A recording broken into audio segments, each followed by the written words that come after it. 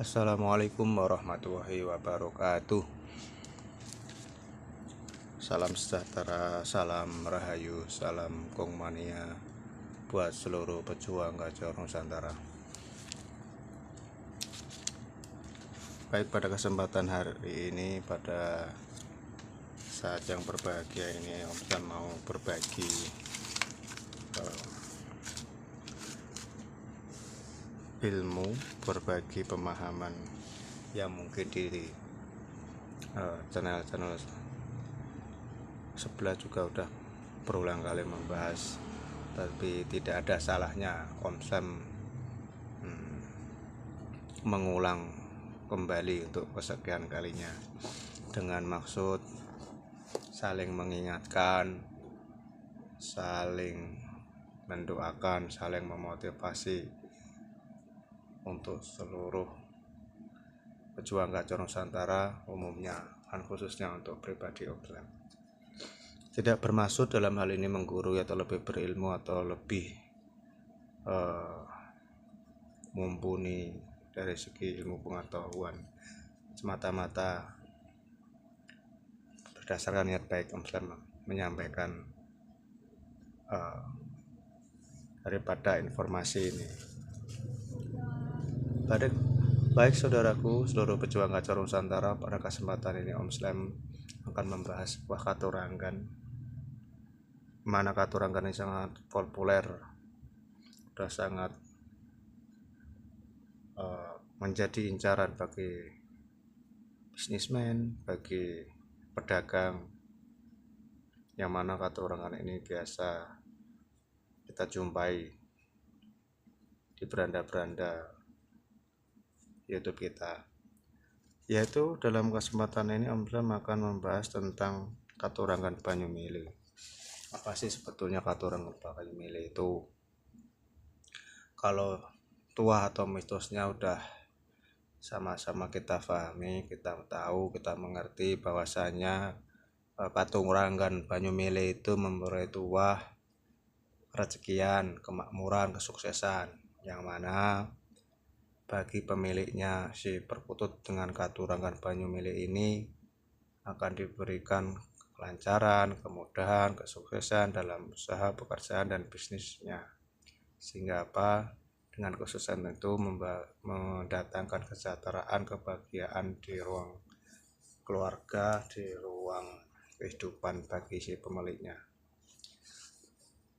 Tapi terlebih daripada tua itu ada beberapa maksud, ada beberapa pelajaran yang tersembunyi, dan apabila kita mau mencoba merenungkan, melihat, memahami, merenungkan, maka ada sebuah ilmu dengan simbol-simbol daripada katurangan banyu mili ini. Setidaknya kita bisa ambil yang pertama pelajaran bahwa banyu mili, banyu itu air, mili itu mengalir. Sifatnya air mengalir dari atas ke bawah, sifatnya air adalah tenang, sifatnya air itu adalah lembut tapi powerful. Ya, seperti itu. Yang pertama, sifatnya air adalah tenang. Tenang di sini saudaraku pejuang Gajah seluruh Nusantara, bisa kita ambil pemahaman bahwa dengan sifatnya air yang tenang ini menyimbolkan, mengisyaratkan bahwa kita sebagai pribadi yang mana dalam zaman ini, zaman huru hara, zaman fitnah, zaman penuh dengan hoax, kita sepatutnya berusaha mendinginkan kepala, mendinginkan hati, membuat suasana hati dan pikiran kita menjadi tenang, menjadi rileks dalam banyak hal kita lalui dalam keseharian. Kita jaga kesadaran kita jaga supaya tidak oleng dalam menjalani kehidupan sehari-hari. Tenang bukan berarti lambat, tenang bukan berarti tidak berbuat apa-apa, tapi tenangnya kita itu berpikir bagaimana langkah berikutnya yang kita ambil dalam mengupayakan masalah-masalah yang kita hadapi setiap harinya. Yang kedua, sifatnya air adalah mengalir dari atas ke bawah. Ini menyimbolkan sebuah sifat yang rendah hati, berbudi luhur. Apabila kita berucap, kita senyum, ucapan kita sejuk, tidak menyakiti seseorang, tidak menyinggung seseorang, tidak melukai hati. Ucapan kan kita bisa diterima dengan lapang dada. Ucapan kita tidak menimbulkan perpecahan, persinggungan, atau permusuhan. Karena apa?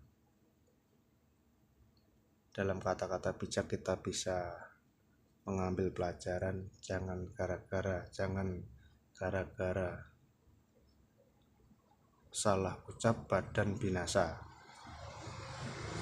Ya, kurang lebih seperti itu.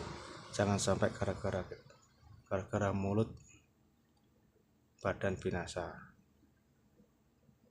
Atau bahasa agamanya salamatul insan fi lakhawidil lisan. Bahwasanya keselamatan orang itu banyak bergantung bagaimana lisannya berkata. Sehingga kita mampu mengendalikan ucapan kita, tangan kita dalam mengetik di media sosial, tidak menyebarkan fitnah, tidak menyebarkan kebencian, permusuhan, ataupun berita kebohongan. Yang ketiga, sifatnya air mengalir berkelok-kelok ke kanan, ke kiri, naik, turun, curam. Ya.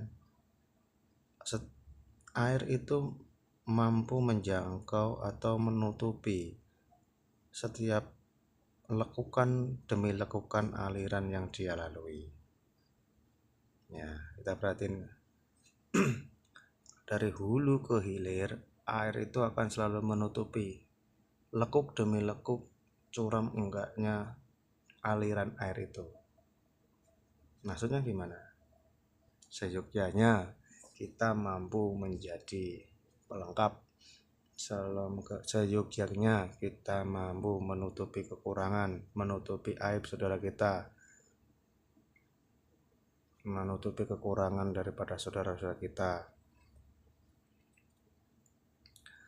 Kehadiran kita menjadi penggenap bagi saudara kita, dan kepergian kita mampu mengganjilkan saudara kita. Atau dengan bahasa yang lebih mudah, kita mampu bermanfaat di sekitar kita, di lingkungan keluarga kita menjadi yang siaga, siap antar jaga, mampu memberikan perlindungan, pengayoman, pengarahan, bimbingan kepada anak keluarga kita. Di lingkungan kita menjadi pionir, kita menjadi motivator, menjadi penggerak, disiplin, sejuk dalam berkata, ringan dalam membantu. Insya Allah semua akan menjadi senang, sehingga kita menjadi pribadi yang bertutur kata baik, bertindak baik, berperilaku baik, sehingga bisa diterima di semua kalangan masyarakat. Kita tidak harus menjadi yang pertama, tidak menjadi yang terdepan, tapi kita bisa ikut berperan, berpartisipasi dalam pemasyarakatan, dalam dunia sosial kita. Sehingga apa? Kita perlu mencontoh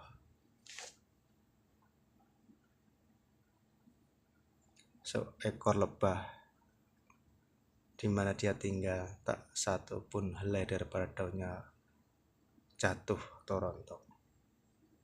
Tapi si lebah itu mampu menghasilkan madu, yang madu itu kita semua tahu begitu besar manfaatnya buat kita semua manusia.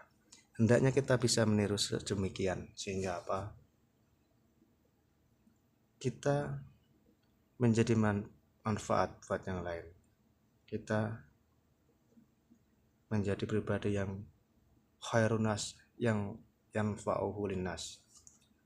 Sebaik-baiknya manusia itu yang paling banyak manfaatnya. Dan seperti itu ya. Pohon pisang berbuah hanya sekali, diambil buahnya. Itu pisang, dia berbuah sekali. Buahnya kita ambil, kita bisa makan, ya kan? Itu bisa kita manfaatkan. Itu pohon pisang, dia berikan Allah amanat membawa vitamin D dalam buahnya. Dia dengan teguh, dengan keteguhan hati dan perjuangan yang gigih tetap membawa vitamin D yang terkandung dalam buah pisang itu sendiri. Jadi tidak mungkin, walaupun Allah kuasa, tapi Allah sudah amanahkan vitamin D yang terkandung dalam pisang itu.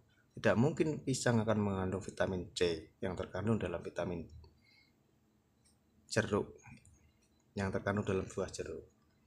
Jadi tugasnya pisang adalah mengandung vitamin D dan jeruk mengandung vitamin C. Begitulah manusia seyogyanya, ada buah baktinya buat sesama. Karena kita sebagai makhluk individu, kita juga makhluk sosial. Karena kita ditakdirkan menjadi bersuku-suku, berbangsa-bangsa, selita arofu, untuk saling mengenal. Dan seperti itu.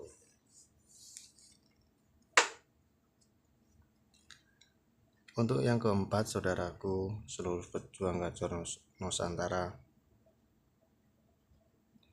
bahwasanya air mengalir dari hulu ke hilir, jauh dari pegunungan berkelok-kelok, naik turun lembah, ke kanan ke kiri belok, nukik tajam, batu besar, batang kayu apapun itu dilalui, penuh dengan guncangan terpaan angin,